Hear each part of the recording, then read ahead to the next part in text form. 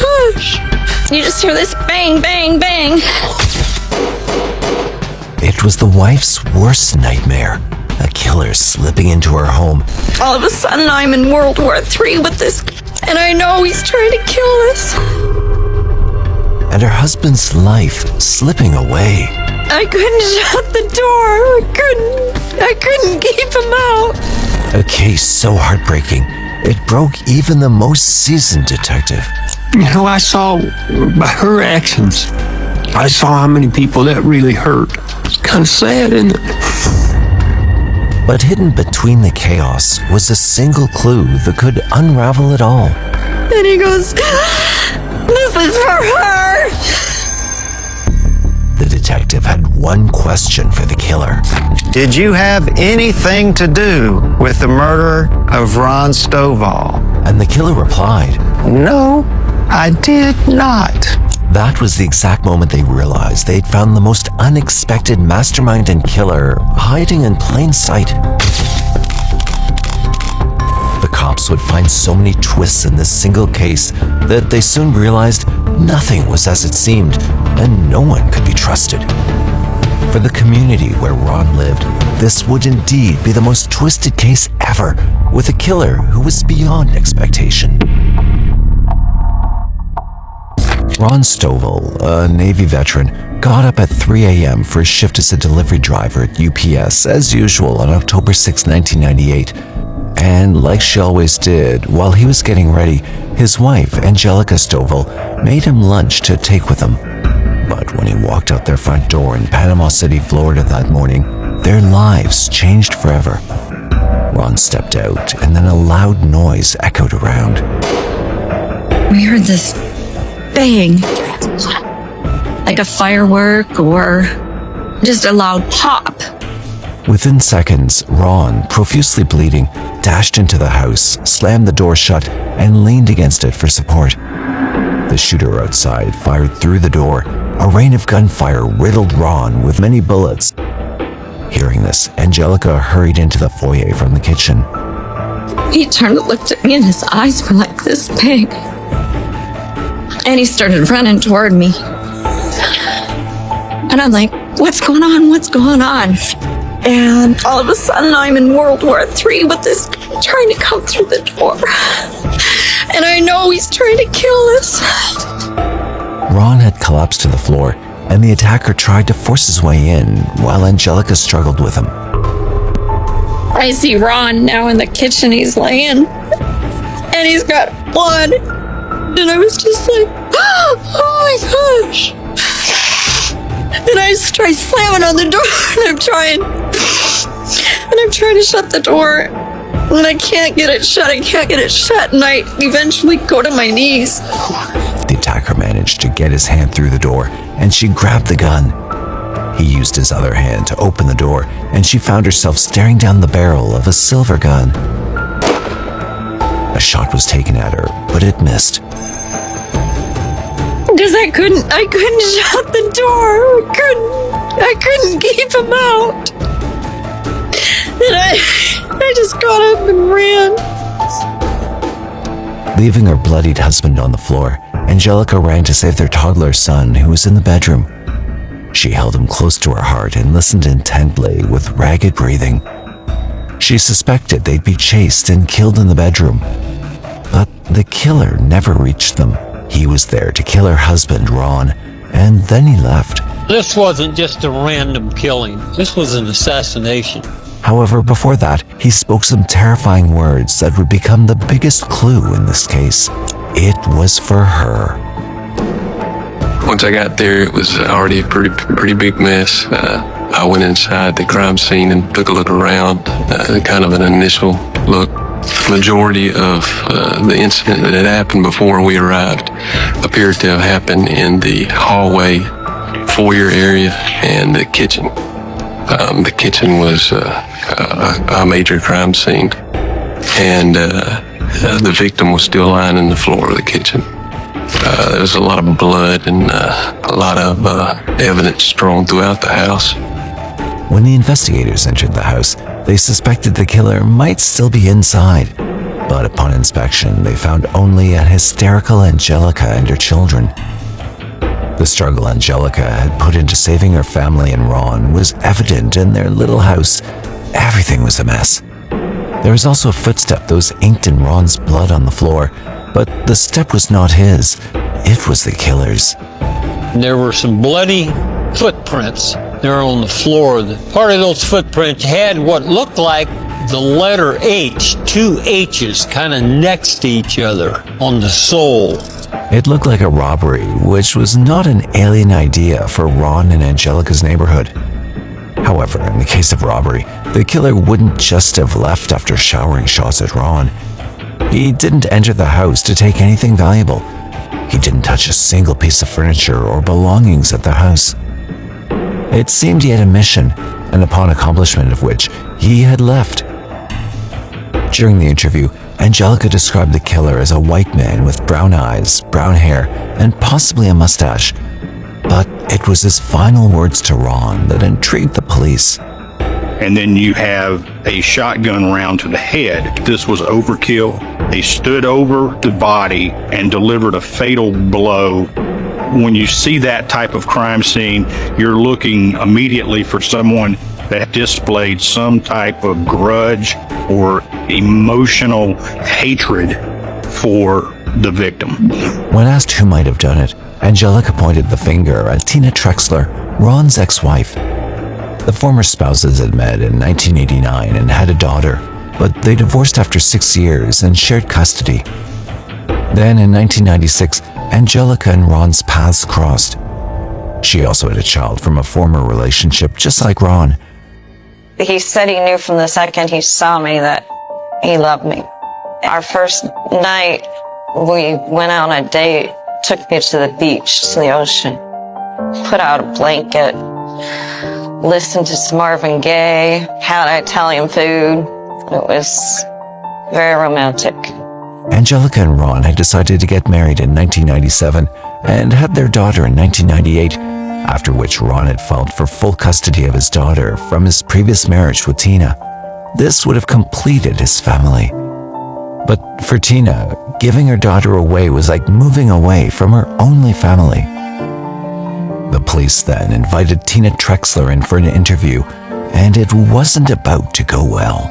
One of the things that was most alarming when we sat down with Tina was that there was no remorse, no emotional activity on her part, that she was even concerned that he was dead. During the investigation, Tina told the police that her relationship with Ron and Angelica was cordial and friendly, which was the opposite of what Angelica had said. Ron and Tina had an active custodial battle going on in the court, which also said otherwise. We knew there were a lot of hostilities, but when Tina was interviewed, she kind of painted that the relationship with them was cordial, it was friendly. It's a red flag for us as investigators because she's already showing signs of deceit. It was straightforward and ideal. She fit the profile perfectly of someone who would have a man kill Ron Stovall. But then the challenge came. Tina had an alibi. She told the police that she was in bed at her parents' house at the time of the murder. She told us the night before the homicide, she had went to work at a local restaurant. She was a bartender. She got off sometime between 11 and midnight. She had went home and sat and watched TV with her mother. Then after that she had went to bed, and at the time of the homicide itself, she had been home asleep. It was at that very moment when detectives were nearing the bottom of a case in a twist. Tina's mother's lawyers stormed into the room and halted the interview. It was looking like another dead end for the detectives. Now, the police had no choice but to dig deeper into her story. They followed the trail, discovering that Tina had indeed been at work on the night of October 5th, clocking out around 11:30 p.m. to midnight. But what happened next? To unravel the mystery, they turned to Priscilla Ann Trexler, Tina's mother, simply known as Ann, a grandmotherly figure who had been tirelessly helping Tina through her messy divorce. Ann come across as a very down-to-earth, nice lady, a housewife, and she confirmed that Tina had been at the house with her watching TV. Ann confirmed Tina's alibi without hesitation. solidifying her claim that Tina had been at her parents' house the night Ron was murdered. But the police weren't convinced. They dug deeper, scouring Tina's financial records, looking for any sign that she might have paid someone to do her dirty work. Yet they found nothing. No secret transactions, no hidden payments, no trail leading to a hired hitman. Tina remained their prime suspect, but the puzzle wasn't fitting together. The motive was there, crystal clear, but the evidence? It was like sand slipping through their fingers. As frustration mounted, the detectives knew they had to think beyond the obvious. If Tina was behind it, but didn't directly pull the trigger, who would have? That's when their focus shifted.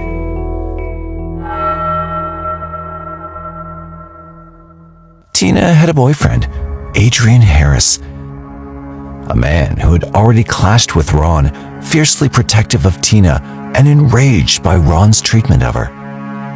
Their fights were notorious, boiling over with animosity. Could Adrian have taken matters into his own hands? A man who had both motive and fury burning inside him. The perfect accomplice, or perhaps the true orchestrator of Ron's demise. The air in the investigation room grew thick as this new possibility unfolded, a new suspect lurking just beneath the surface. As we began looking into Mr. Harris, whether he was paid to do it or whether he did it on his own, we weren't sure, but the concern was that he may have perpetrated this to make good with Tina for the purpose of helping her. But Adrian wasn't in Florida. He was miles away, living with a roommate near Baltimore, Maryland. On the surface, it seemed improbable, almost impossible. Yet, something about him didn't sit right. There was a tension, a missing piece.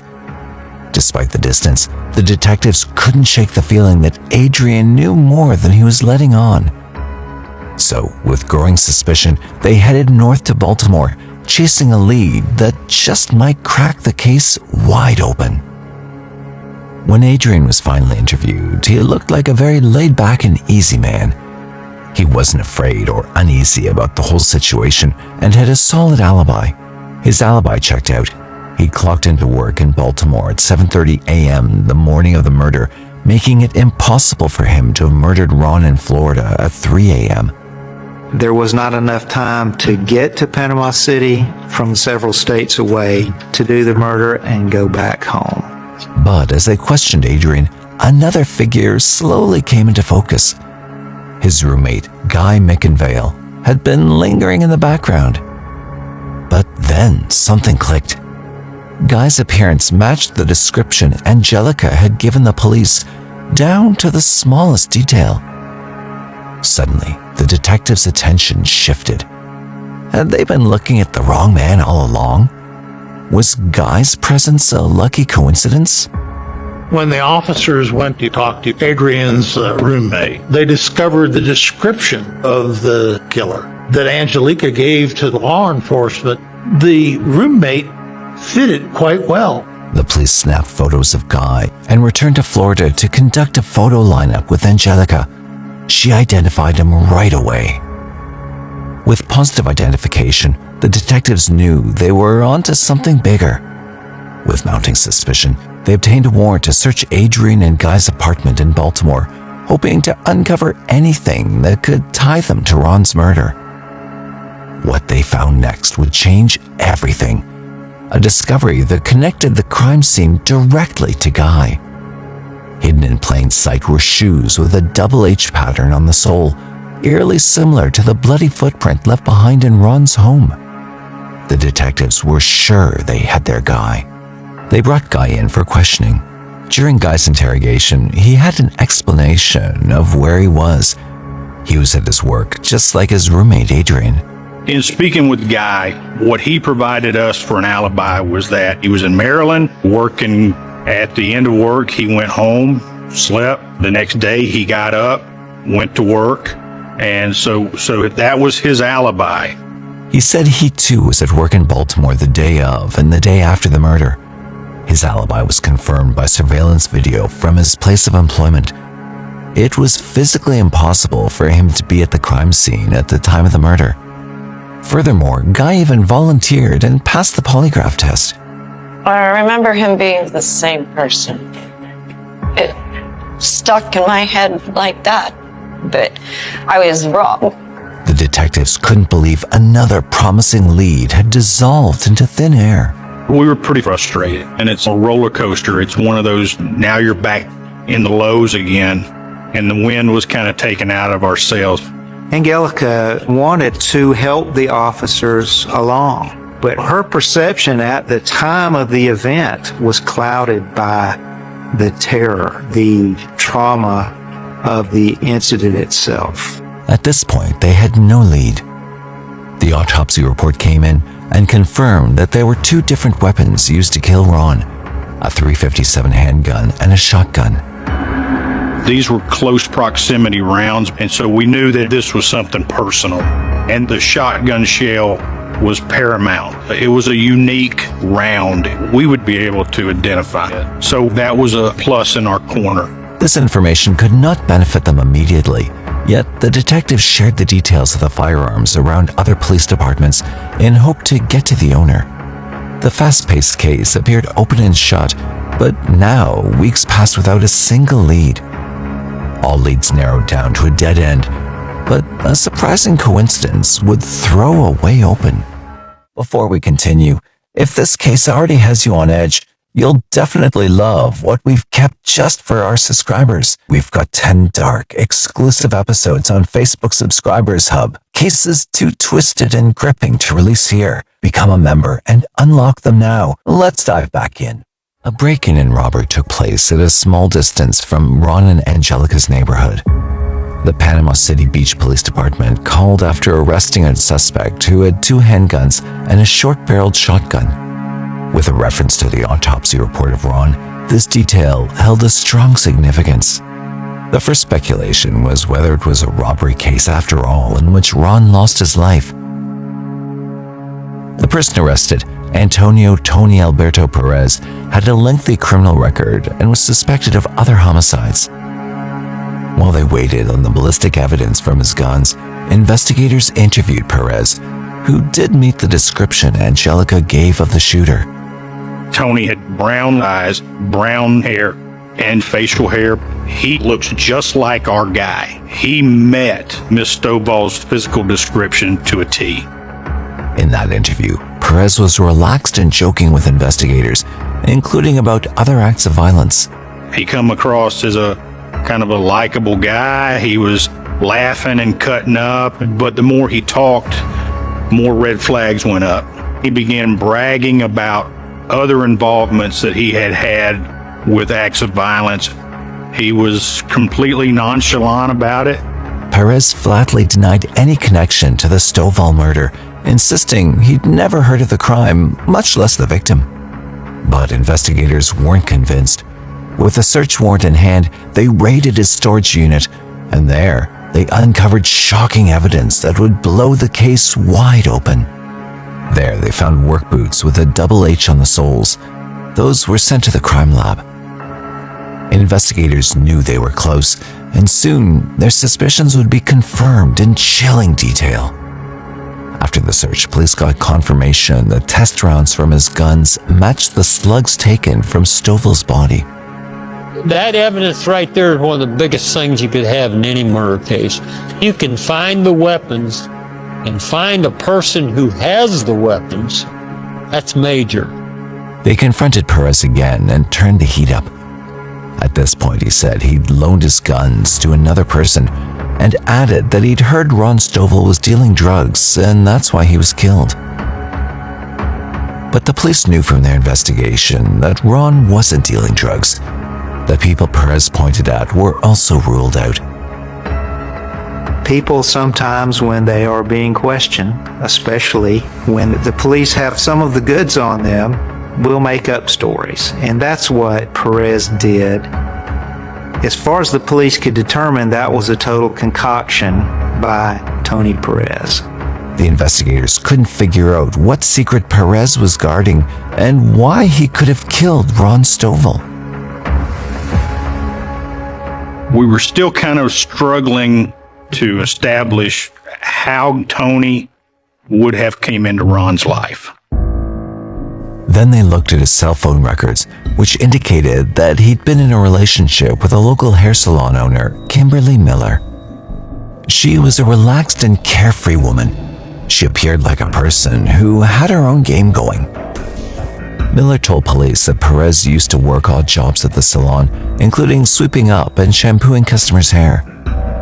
However, when she was told what the case was about, she informed them she indirectly knew Ron. She also mentioned that she knew about Ron Stovall's murder because a client had recently called in to cancel an appointment, saying her ex-son-in-law had been murdered. Kim's client is Ann Trexler, who happens to be Tina's mother. Tina, Ron's ex-wife. This came in like a full circle. They now had the most unexpected suspect. A new connection was building up. With this case, the investigators always felt beneath it all lay something deeper and personal. Perez being a central piece, they could see a web. But were they now close to the spider? Anne had shared some of her life struggles with Kimberly. She told us that Ann's talking to her and telling her about these problems with her daughter going through this custody battle with her ex-husband. And she was upset about it. She's afraid she's going to lose her grandchild. She'd also shared that the Trexlers had to mortgage their second home to provide legal assistance to Tina. But when we talked with Kim Miller, we asked her if she had ever met Tina, his ex-wife, and she did met her on a couple of occasions. Tina's mother, Ann, however, was a regular client, was in there on a regular basis. She hadn't been on their radar at all. They knew that she was Tina's mother and her alibi. Ann Trexler was called in for an interview. The graceful 52-year-old woman sat in front of them and told them she had nothing to do with it, that she'd loved Ron and asked for a lawyer right away. She was allowed to leave at this moment, but soon would come a new occasion when she'd have to warm the same interrogation seat. Police found out that Perez's shoes matched those at the scene, and they went back for another interview with him. We got confirmation that Tony's boot was consistent with the shoe impression that we had at the scene. Also, Tony had been in possession of the guns used. Now you've got a personal item putting him at the crime scene. At that point, we knew we had our shooter. There was a confession waiting for them. Perez was about to say something that would change the course of the case entirely. He admitted to killing Ron. His very words were, "Okay, I did it." However, what he told them washed them with shock and the relief of reaching the deep bottom. He had met Ann at the hair salon. She was complaining about Ron, and that the two of them had worked out a deal for Tony to kill Ron in exchange for about $10,000 to be paid to Tony. After Tony Perez confessed, he was swiftly charged with first-degree murder on November 10th, 1998. But for the investigation team, this was just the beginning. They suspected Perez hadn't acted alone, yet had no concrete leads, and certainly nothing that pointed to Ann Trexler, a woman with a grandmotherly persona. Still, their instincts told them something far darker was at play. Phone records offered no direct link between Perez and Ann, only showing that both had contact with a third party, Kimberly Miller. The web of connections was complex, and just as they were starting to dig deeper, Perez's court date loomed, pushing them against the clock. When the entire case went to the court, it began with an emotional testimony. What Angelica had to say in the courtroom was a little recap of her pain and love. The early morning hours of October the 6th of 1998, did Ron wake you up? Yes, You recall about what time that was? about 3 a.m. For what purpose were you awakened? He couldn't find his lunchbox. This man come around the corner with a gun, and he started shooting it at me. I slammed the door shut. So you shut the door. What was Ron doing? He was laying on the ground. He was just sitting there looking at me, laying there like a little baby.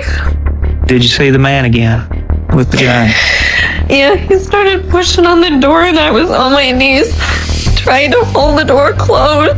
You're trying to hold the door closed. Yes. Did that have any effect on the man trying to get in the door? Yeah, he turned the gun and pointed it right at me and shot it. Did the bullet hit you? I thought it did. I thought I was dead. Because I looked right down the bullet, right down the barrel. The courtroom was marked with the people who wanted Ron dead listening to Angelica's moving statements. But who were these people? A drama was ready to burst open in this courtroom and reveal the real villains of Angelica's beautiful love story. Tony Perez was next to testify. Yet before he could even take the stand, he was reminded over and over by the investigators what was on the line. A lethal injection awaited him. Something shifted in Perez, and when he finally spoke, his words sent shockwaves through the entire courtroom. Antonio Perez took the stand, and he, in an effort to save his life, said, among other things, and this is a paraphrase, "Hey, don't kill me. There are other people out there that are guilty as well." He implicated his girlfriend, Kim Miller, as being the go-between, and he implicated Ann Trexler as the person who paid for the killing.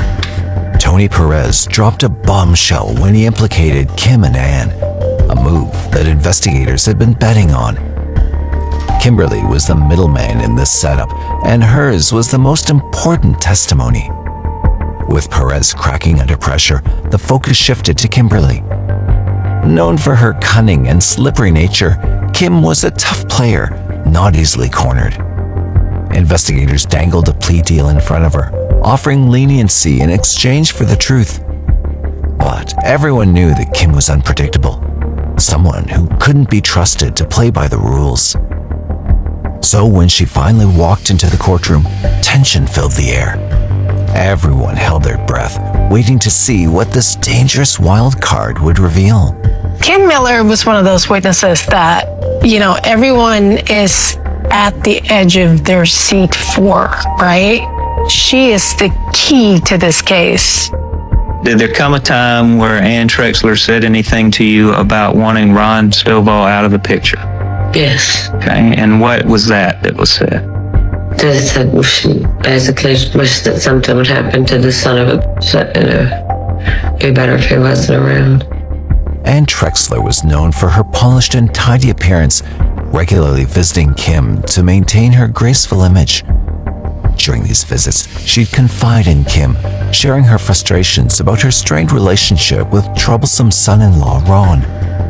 But when Ann hinted at wanting Ron permanently out of the picture, Kim saw an opportunity and introduced her to her boyfriend, Tony Perez. That introduction would set in motion a dark and deadly chain of events. Did you have further conversation with Ann Trexler about Tony Perez and Ron Stovall? Yes. Can you tell the jury what the content of the next conversation was? The next conversation was discussing a price on having Ron Stovall killed. However, what was going to come next was even more unsettling. Tony suggested to Ann Trexler that instead of killing Ron, they could maim him so severely that he would no longer be able to care for Christy, his and Tina's daughter.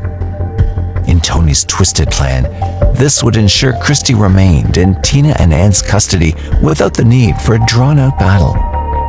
It was a disturbing offer that pushed the conspiracy into even darker territory. But Ann had a different plan. She didn't like the idea. She wanted him dead. How do you know that? She said so. What did she say? She said that she didn't like the idea, that she didn't want him maimed. She wanted him dead. Initially, Perez asked for $50,000 to end Ron's life, but Ann told him that she didn't have that kind of money. She made a counteroffer, $10,000, $5,000 in advance, and $5,000 after the job was done. Perez told her he'd think about it. Later, he told his girlfriend Kim that he'd do it. And what did you do with that information? I told Ann Trexler And where did you tell her? in the salon. So when she came back 2 weeks later, was it time to get her hair done again? No. When she came back 2 weeks later, what happened? She gave me $5,000 How did she give you $5,000? in an envelope Where did you see her next? in the salon. And what was the purpose of that visit? Were you doing her hair that day? No, she brought in the remaining $5,000. And how was that $5,000 delivered? The same as the first one, with cash in an envelope that looked like a drive-through teller window bank. And was there anything said by the defendant to you in regard to that $5,000? She hugged me and told me that she had not a friend like me. She had what? She hadn't had ever had a friend like me. She had never had a friend like you? Mm-hmm. Kim stuck to her words and gave an essential testimony. However, the testimonies against Ann had come from two very questionable characters, two drug-selling lovers who had a criminal background. On the other hand, Ann Trexler was a church-going, well-established grandmother with a squeaky clean history. She was polite and well-dressed and didn't look like a person who had a heart-to-heart with either Kim or Perez. There was nothing else against her, or that's what it seemed. Actually, there was something that the investigators had taken care of, and it was about to be submitted to the court as major evidence against Ann Trexler. Is there a record in that statement of a cash advance on that account on September the 23rd of 1998? Yes, there shows a cash advance for $2,800. Police had looked into Ann's financial records and found multiple withdrawals that added up to be $10,000, the amount Perez and Kim told police he was paid. But was it enough to corroborate whether Ann was the architect of Ron's death? No, it wasn't. Ann Trexler's lawyer sold a theory to the court. A dangerous couple of Perez and Kim had killed Ron on their own. One reason: Kimberly Miller was in a relationship with Ron Stowell until he turned abusive in the relationship. Kim and Perez had begun to hate him for his treatment of his children, especially his daughter with Tina as well. They'd seen him abuse the girl once within the salon. It wasn't Ann who asked them to take him out. It was in fact Kim who convinced Perez to kill him. Later, when their actions began to catch up with them, she decided to pin it on Ann. The lawyer has a shocking witness of the same. This was none other than Tony Perez. Kim had some words with me about how angry and mean that Ron was to her, and how she knew that what he was doing to that little girl. She told you that Ron Stovall had physically abused this child? Yes, sir. You went from not knowing him to hating him at that point? Oh, yeah, most definitely hatred. Was that a calm, cool, collected hate, or did that bring the fire and passion in? I killed the man because I hated him that much. Do you recognize these two firearms, sir? Yes, sir. How do you recognize? There were a couple of the guns that I had on that night, that morning. You recognize this, which has been admitted into evidence as number 42? Yes, sir. How do you recognize it? It's a gun that I had gotten from Kim. Did she take you to Ron Stovall's house? Yes, sir. Did she take you there with the understanding that you were going there to kill him based on the things that she had told you about her personal relationship with him and the child's beating? Yes. Did Ann Trexler have anything to do with the death of Ron Stovall in October of 1998? No, sir. Did she pay you a dime, offer you a dime, or any other consideration for the acts that you did in those early morning hours? No, sir. But she would be the easiest one for Kim to set up. Yes, to pass the blame off. Yes, sir. The killer himself had now changed his own statements. If that didn't strengthen the defense team's claims of Ann Trexler's innocence, it at least weakened the prosecution's case against Ann Trexler, because now Tony Perez's statements held no value. The court next saw Ann Trexler herself sitting in the box to explain her account statement. Did you and your husband make an agreement with Tina to assist her in coming up with funds to hire an experienced custody litigator? Right. Did you have an idea what type of money she was going to need to hire someone with that stature? We found out it would be at least $10,000, at least.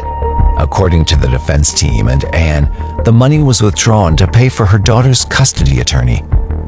What Ann had to say in her own defense would make this case a complicated puzzle that just refused to be solved.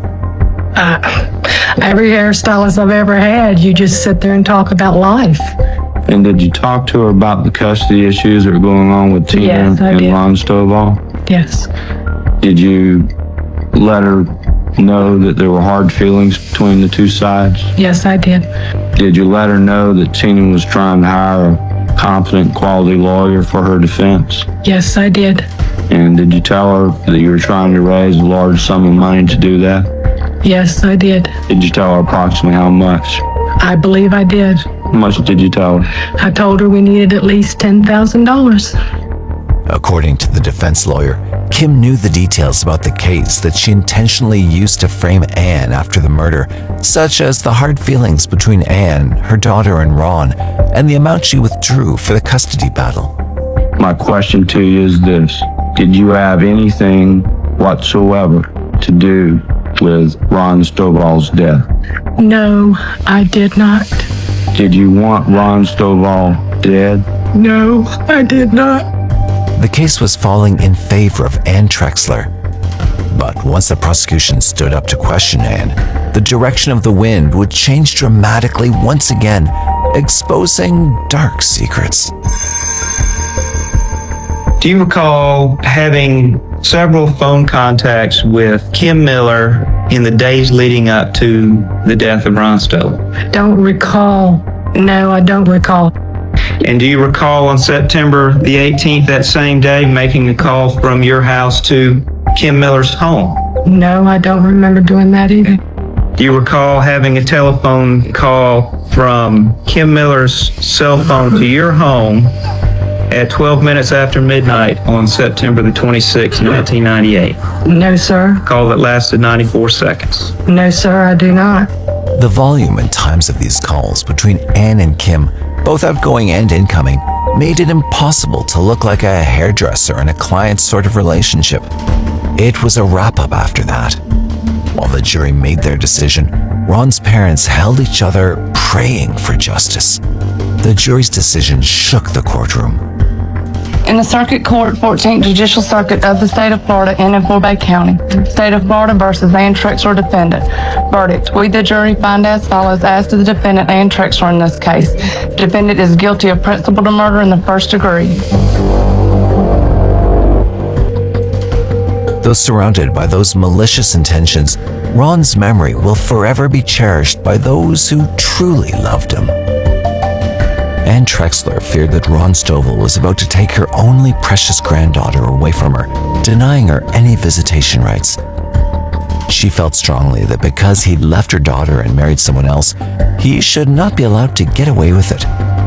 And so she didn't allow him to get away and got him killed. Despite her testimony, the jury convicted Trexler on May 14, 2001, sentencing her to life in prison without the possibility of parole. Antonio Perez, who had pleaded guilty, also received a life sentence without parole. Initially, Kim Miller was sentenced to 5 years of probation. Trexler remains incarcerated at the Lowell Correctional Institution Annex in Ocala, Florida. Antonio Perez died in prison in 2010. Kimberly Miller kept up her ways even after losing her boyfriend Perez. She was charged with having or introducing contraband into a detention facility while awaiting sentencing. Additionally, she served 7.5 years in prison for this offense and for a plea-reduced charge of accepting money to conceal a crime. She's currently serving probation for several charges, including possession of a controlled substance dating to 2019 and 2020. This story began with Tina as the first suspect, but she turned out to be innocent, as was said by her in the first interview with the police. On the other hand, Ron and Angelica's loving life, built after their previous broken marriages and with their children, was gone. Ann Trexler was obsessed with that grandchild.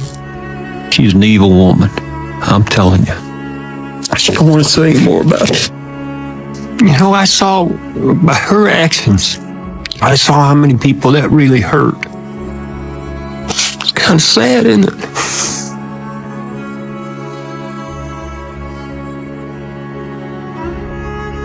A grandma who'd spun the whole web to keep her granddaughter close to her would stay in jail until death and live her precious last years without her. She still claims herself innocent of the crime against Ron. Do you think Ann Trexler believed she'd get away with it, or was it a crime of passion? It might have taken a lot of effort for her to keep Tina unaware of this story, or do you think Tina knew a little something about what was going on? Let us know in the comment section below.